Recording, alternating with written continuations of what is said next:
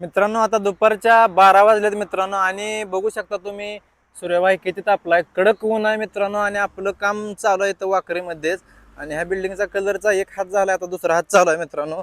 आणि भर उन्हात मित्रांनो काम चालू आहे आपलं. आणि कसं आहे मित्रांनो, जीवनात कष्टाला पर्याय नाही मित्रांनो, त्यामुळं कसं आहे काम करावं लागतंच मित्रांनो. आणि शेवटी पोटाचा प्रश्न आहे मित्रांनो. आणि आपण काय मोठ्या बापाच्या घरी जन्माला नाही, त्यामुळं आपली घरची परिस्थिती नाजूक आहे. मग काम तर करावं लागणारच ना मित्रांनो. आता तुम्ही म्हणसाल की तू असलं का काम करतो, शाळा शिकला नाही का?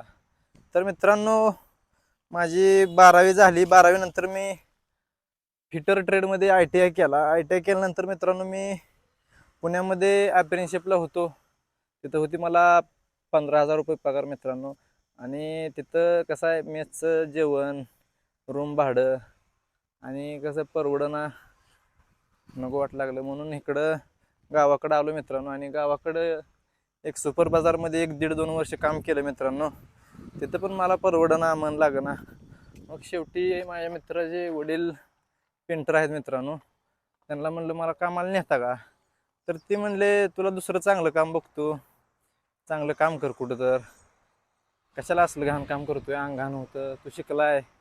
तर म्हणलं नाही, म्हणलं मला यायचं म्हणलं तुमचं काय होत नाही म्हणलं, करतो म्हणलं मी काम. मग मित्रांनो 5-6 महिने झालं मी आता हे कलरचं काम करतो मित्रांनो. आणि मला काय लाज वाटत नाही वगैरे काय सुद्धा नाही. आणि चांगलं काम आता शिकलोय मी चालूला. अजून थोडं बाकी आहे मित्रांनो, बाकीचं जमतं तरी सगळं. मग मित्रांनो असा होता माझा प्रवास. आणि मित्रांनो क्षेत्र कुठलं पण असू द्या, शेवटी कष्टाशिवाय पर्याय नाही मित्रांनो. तर चालू आहे कष्ट मित्रांनो.